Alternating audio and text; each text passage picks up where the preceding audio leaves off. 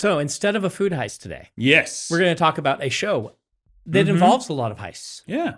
And to be clear, Mm-hmm. I have dozens of food heists. I'm just not going to do one. You had put away your tablet, and you're like, ugh. I'm like, all right. I have to open this up and So- no. The wonderful listeners have sent so many food heists, and I have a ton of them. I am trying to get them organized, and I haven't fully organized them yet. So, What a great excuse, Dan. You're really good at that. also, I'm lazy. Well, not so good anymore, but you were Okay. really killing it. Yeah, that was a pretty good one, huh? So we have watched some of One Piece, Yeah. the live action The version. live action One Piece. Did you watch any of the anime? I've never seen an episode of the anime, Okay. and I've never read an issue of the comic. I have never read the manga. I did after watching the first 2 live action episodes. I went and watched the first 2 that's anime episodes. That's cool. So that I could like compare them and whatever. I will be interested in hearing some of those comparisons. So we will be we'll tell you when we get to spoilers. First, we'll just talk about maybe some of our history with anime, because neither of us are like mega anime nerds, Not really, no. but we know them. If there is a cosplay at a con that I don't know what it is, it's anime every single time. It almost always is, but there are times where like a video game hits. Right? And then like I'll be like, wait, what is that? Like Five Nights at Freddy's. When it hit, I was just a little bit behind the curve and knowing what that was, and I go to a Comic-Con and I'd be like, what's going on? A friend of mine did a cosplay of, I can't remember which character from Hades, the video game. Yeah. And I totally didn't get it. So Yep. because we are sometimes slow on these things. But we did, grow up watching anime. And when we were in college, we watched a ton of anime. Mostly because of our friends who are big anime fans. Like, we'll talk about Ben. Ben, wouldn't say loves anime, but he loves Evangelion. Yeah. That's one of his favorite shows of all time. And so, every episode of Evangelion I've seen was because of Ben. Yeah. And I think that I have seen every episode of Evangelion and one of the movies. And Fooly Cooly we saw because of Ben. Yes. Because it's kind of and I loved that one so much. I bought the super fancy deluxe DVD set. And for me, Jordo is just an enormous anime fan. Yeah. And so particularly when we were growing up, I don't know if he does as much now, but back then. And so most anime I've seen is because of Jordo. I'm pretty sure it was Jordo that got you and I watching Lodos War. Yep. And I haven't seen all of that, but that was a Jordo. We tried to watch the whole thing. Yeah. And it's just very long. But Jordo was the Kenshin fan who showed us some Kenshin. We would do like watch parties and things like this. So yeah. So I would say that I'm not an expert in anime, but I am fluent in anime. Yes. As an outsider who has learned the language, if that makes sense.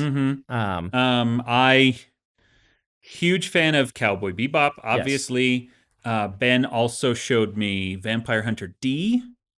Ben wrote, didn't he, a Vampire Hunter D? Like, I don't think it was specifically on purpose fanfic, but it was heavily inspired. It was heavily inspired by the same way that my first book started with the wind scene from The Wheel of Time, and your first book made use of some liberal borrowing from Warhammer Fantasy. Yeah. So the fan fiction, at least the way that we used it, I do believe that it is a very cool art form unto itself. Yes. But I think it has to be conscious. You're calling this fan fiction. In all three of our cases, we were writing something that was super derivative, but it wasn't like... We were using it as training wheels, which is not what it has to be, but that's how we used it, was like, I don't really know how to do a story yet. I'm going to just copy this other one that I love and thereby learn kind of how it works. Yeah. So basically it's just to establish we're going to get some things wrong. We aren't cool enough to have seen all of One Piece, though it is one of the number one most recommended things that my fans recommend me to experience, because they give me the sense that the world building is very like the way that I do world building, but in a manga form. So the three I get recommended is this, Full Metal Alchemist Brotherhood, and of course Avatar: The Last Airbender. Yeah, which is a giant can of worms of whether you can call that anime or not. It's American produced. It really, is there champagne that wasn't made in the city of Champagne, right? Is Kobe beef only from Kobe, the Kobe region of Japan? At some point, originally it was, and then now what is the definition moved to? Can it include? And I think that anime question is in flux, and it could fall on either side. Could fall on no, we have a different definition for something that's made outside of Japan using Japanese aesthetic. Yeah, and there's a lot of those all over Netflix, which are obviously American, but trying so hard to look like Japanese animation. I same as you. I have heard about One Piece for years.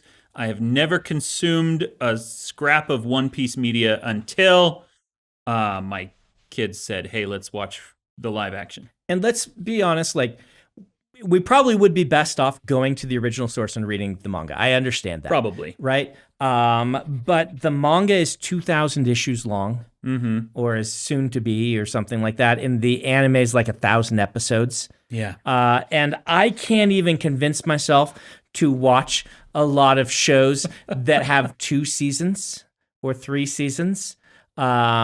So this is all to say, I sat down and watched the first 2 episodes of the One Piece television show. I told you, and you're like, oh, I'm going to go watch that. So we can now speak about being somewhat outsiders experiencing One Piece for the first time.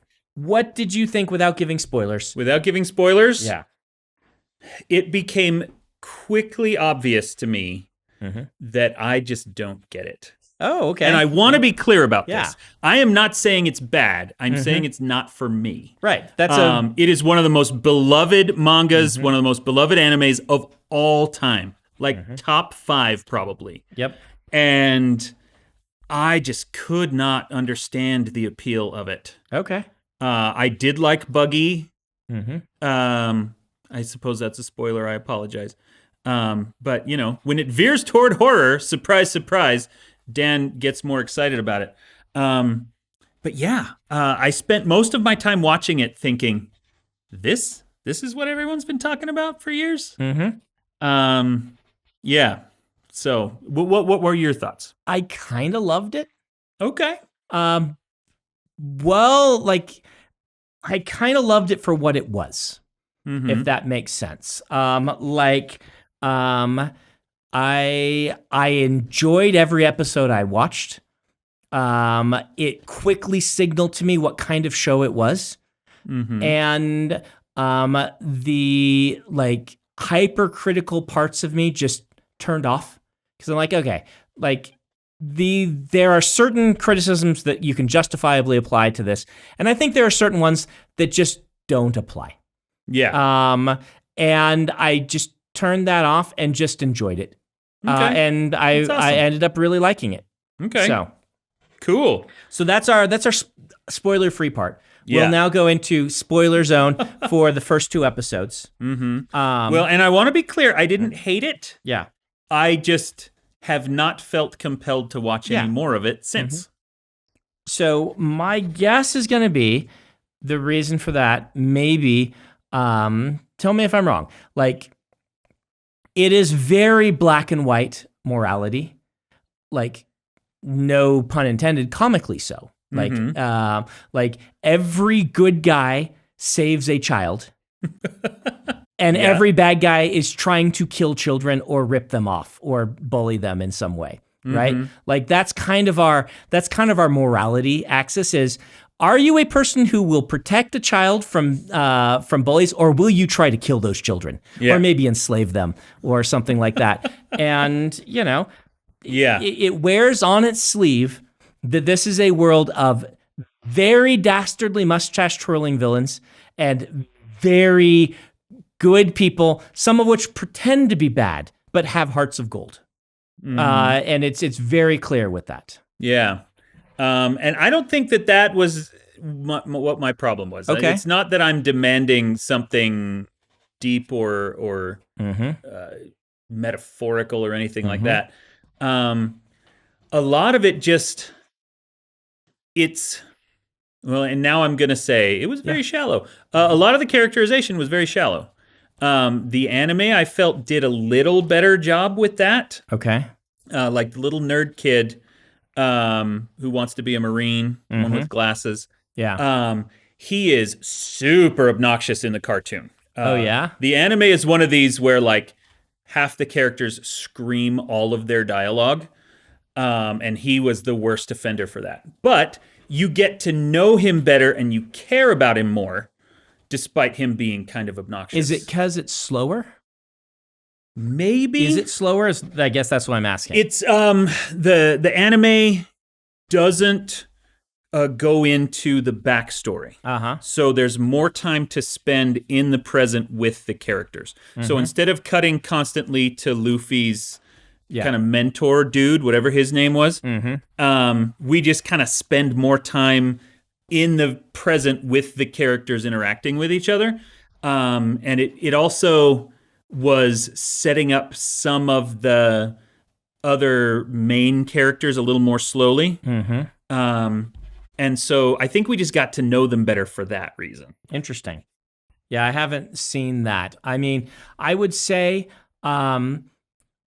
like, for me, Zoro comes around too quickly in the second episode to being like, nah, I gotta go save this kid. And things like that. Like, that's the sort of thing I want to have happen halfway through a season or near the end of the season, where the gruff killer with a heart of gold has actually been won over by the optimistic, captain. But for me, the thing that really makes it is Luffy and his actor. He is fantastic. I really loved him. I just want to watch him do his thing. He has the effect on me that he has on the crew in the show. In turning you towards them, making you like him. Yep. And just making me believe in him. And there are some conversations about some of the shallowness of the characters, and I'm sure the depth comes later on. But I really like when when they don't make a hero like Luffy good at everything, and he's dense. He just doesn't get it, and he's got all these things going for him, but he's also got that one thing that really humanizes him to me. And I really like that. Like, that sold me on the whole thing. That's awesome. Was Luffy being good-hearted, but also kind of dense. So first of all, I will agree with you.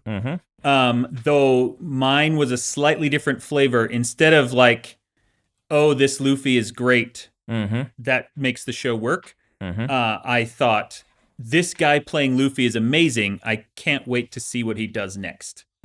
But what was really interesting to me in the anime is that, and again, we're talking about the first 2 episodes only.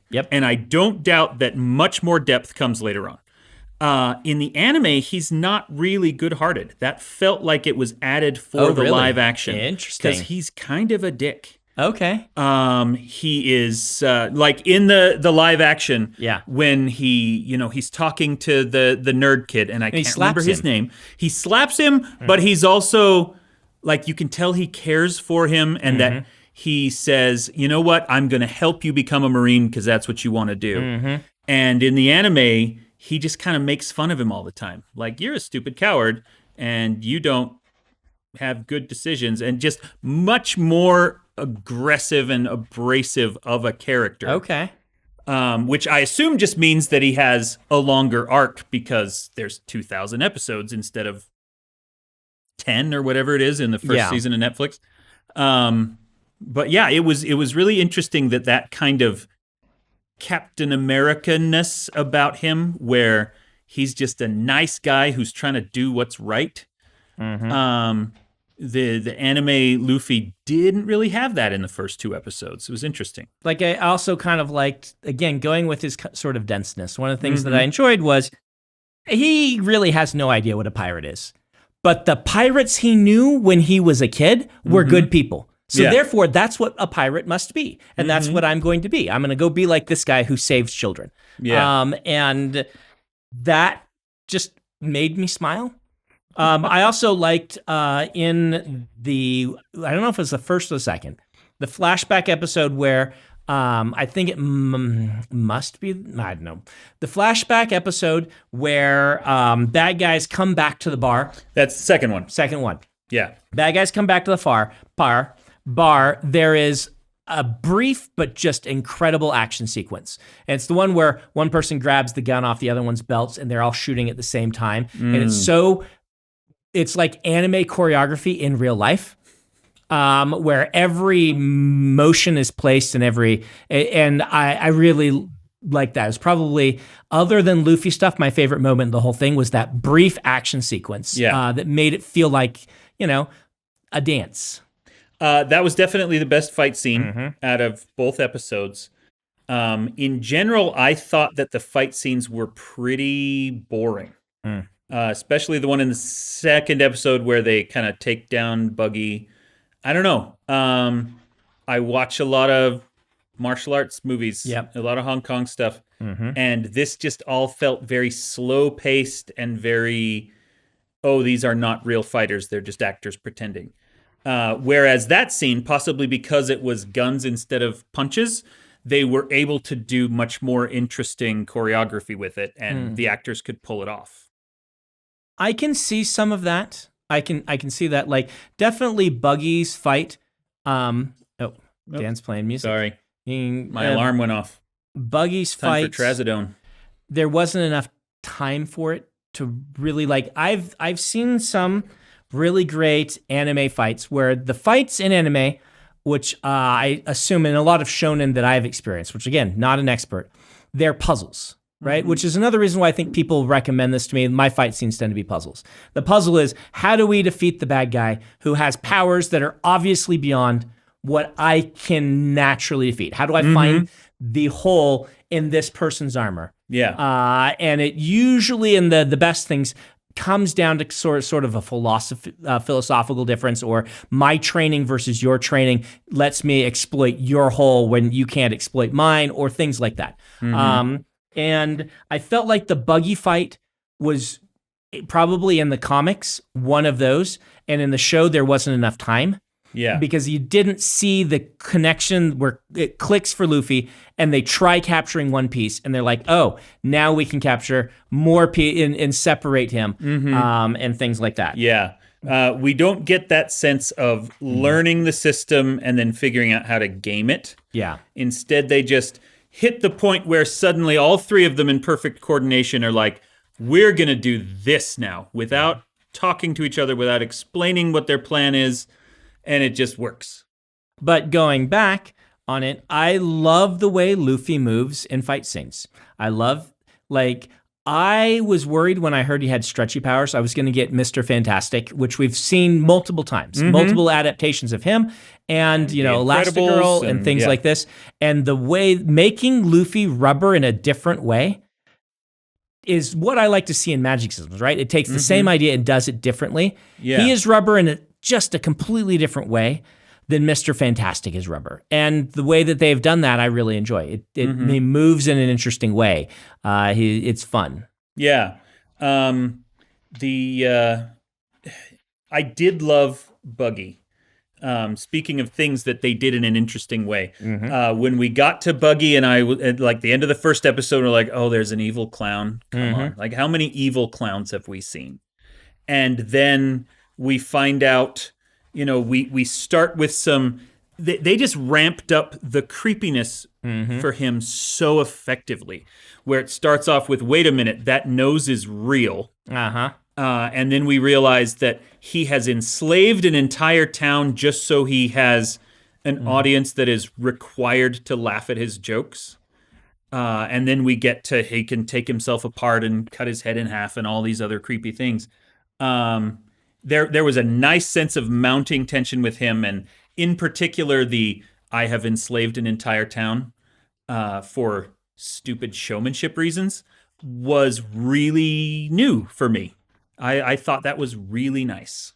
You would pick the weird, I know. creepy thing. I know. To enjoy, wouldn't you?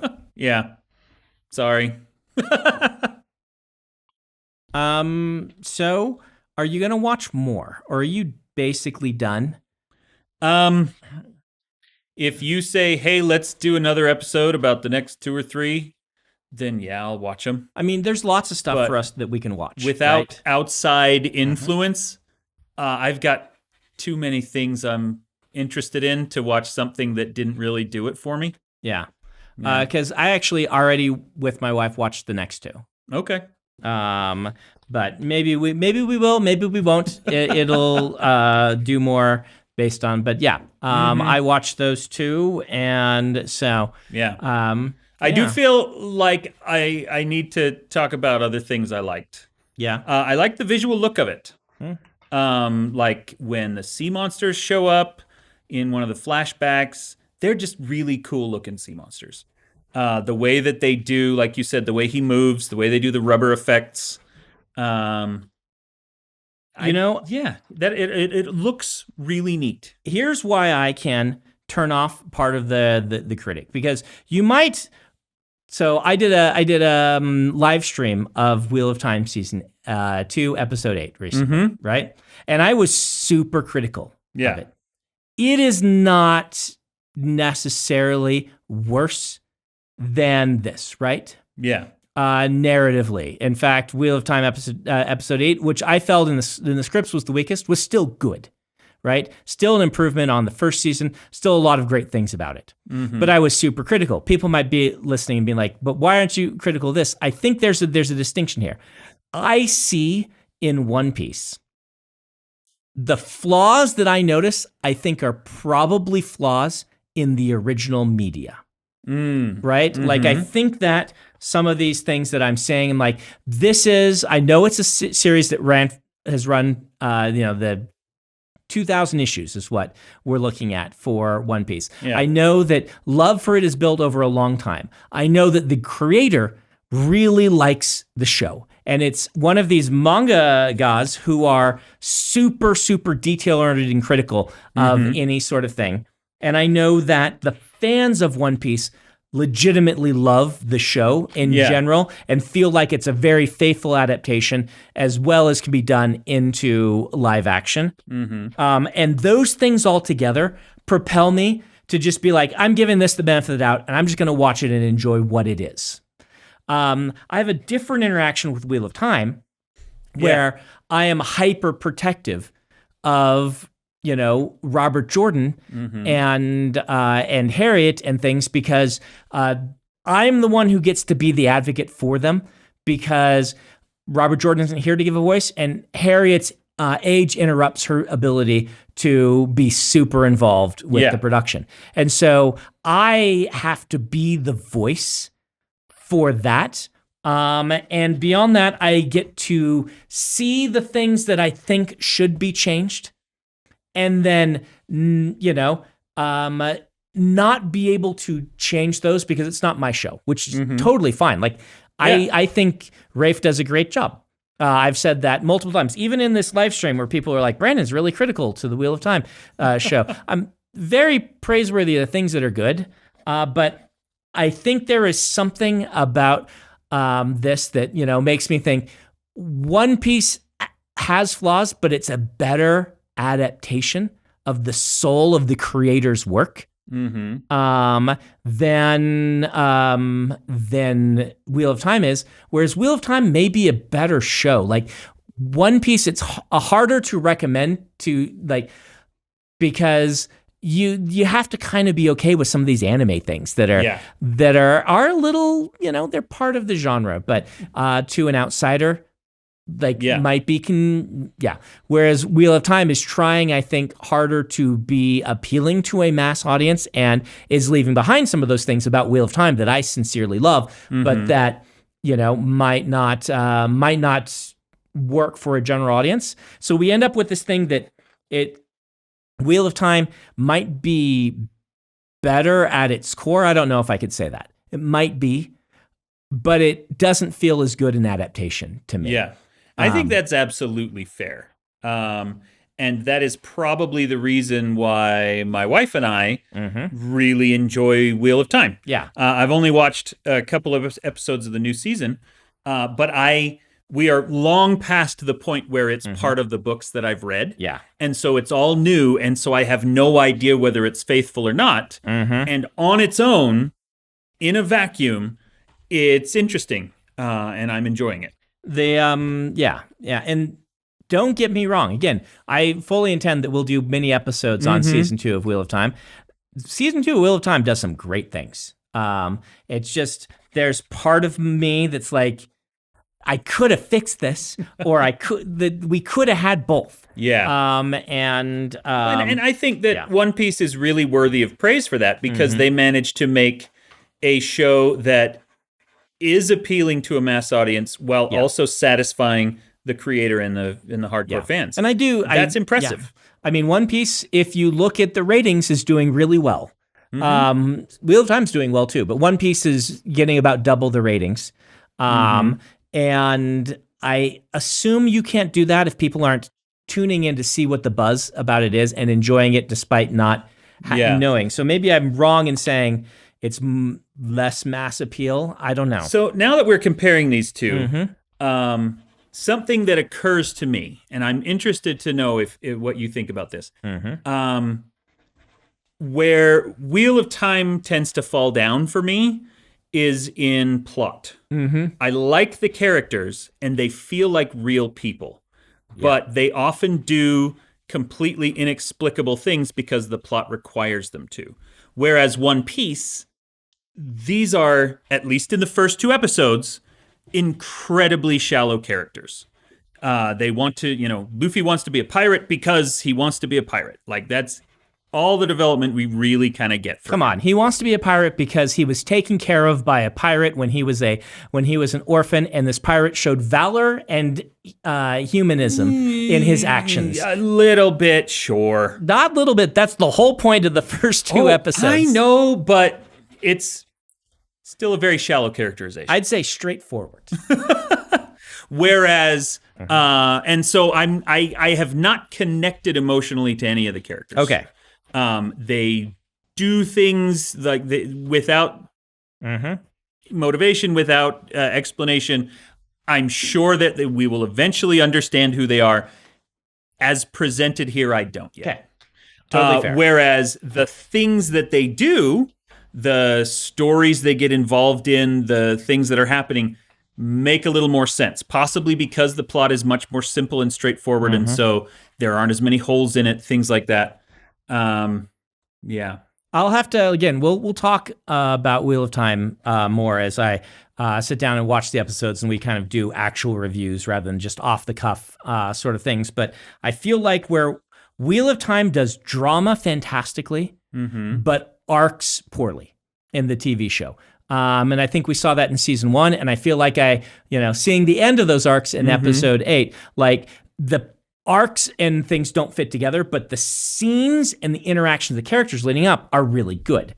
Because the acting is fantastic, the casting is fantastic. And so I feel like Wheel of Time's really good at filming scenes and not working for me as an epic, large-scale plot narrative on the same way. Like the best episode of season 1 is still the one that doesn't have anything really to do with the main plot of the show.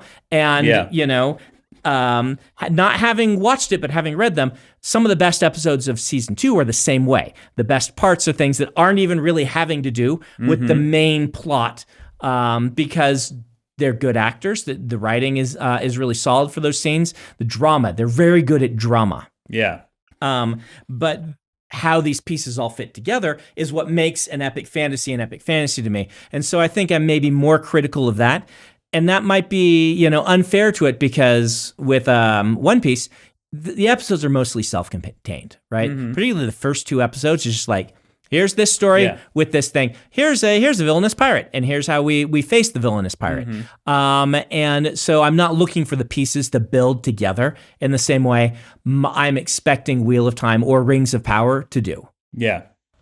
And I liked what you said about, that all anime has some level of just weirdness to it. There's a famous tweet that gets reposted all the time that says it's hard to recommend anime to people because all anime, even the awesome stuff, has some level of anime nonsense to it, and you never know where somebody's threshold for anime nonsense is, right? Yeah, I remember watching like Trigun when we were like, oh, maybe I showed an episode to Emily, and both of us were just like, I was out too far away. Like all the super deformed faces and chibi expressions and hammer space and all that stuff really broke the narrative for me. I couldn't enjoy the narrative because the wackiness, it's just expected paradigms, right? And in a lot of U.S. storytelling, we don't do that as much. We don't undermine scenes as much. With this really bizarre, like I said, the super deformed, the person's jaw dropping to the ground. But in a lot of anime, the drama and the cues to us that are like Looney Tunes-esque go together. Yeah. And that's just cultural expectations. There's nothing natural about, a jaw dropping to the ground saying, though, that has to be silly. That has to be in a... Yeah. But by then I was too far removed, and a show that I had enjoyed come back to 10 years later, and I can't even take one episode. So I think that may be what you're referring to as quote unquote anime nonsense. I don't want to get yelled at too much by for that, but and first of all, nonsense is not the word that they originally used in the tweet. Yes. But also, there's anime that I absolutely adore. And then there's anime that doesn't work for me at all. And that's true, I think, of every type of media, of every origin and every format. So it's a platform for telling stories that's going to be quite varied, and uses tools to tell stories that if you don't watch a ton of anime are often unfamiliar. Yep. Like the kids screaming all the way through the anime of One Piece, which just I don't understand. Well, let us yell at us in the comments about Dan's bad taste about One Piece and about my criticism of a show that I'm a producer on. People already think that my opinions are useless. Like if I like Rings of Power and then didn't really like you One gave Piece, Rings of Power an 8. I did. You gave Rings of Power an 8. I loved it. It wasn't good, but I loved it. One Piece is good, and I don't care about it. So what is One Piece? If Rings of Power is an 8, I'm going to put you on the spot. Oh, boy. Well, am I grading its quality or how much I care about it? However you want. I am going to put it at a very neutral 5. Oh, that's higher than I thought you would give it. It is neither good nor bad. It is there, and I am delighted that people love it. I am genuinely very happy that we got a really solid live-action adaptation of an anime. I'm a huge Cowboy Bebop fan, and despite how much I want to like the live-action Cowboy Bebop, it was not very good. There were bits of it I liked. The actors were incredible. It was not a good show. I like that they tried new things with it. I liked a lot about it. I loved Faye. She was amazing. I loved Jet. He was phenomenal. I really liked the guy. What's his Spike from John Cho? John Cho. I thought he did a very good Spike. Yep. So there's lots of other problems with it that I don't see in One Piece. One Piece managed to do a very good adaptation. It's actually the same people making it. So. Oh, really? Yeah. So. There's some. I got to give them credit. They are amazing at casting.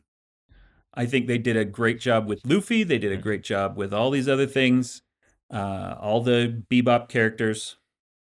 But, then you get to a sword fight where the guy puts a sword in his teeth and somehow can fight effectively with it. And I'm like, this is clearly made for someone who isn't me.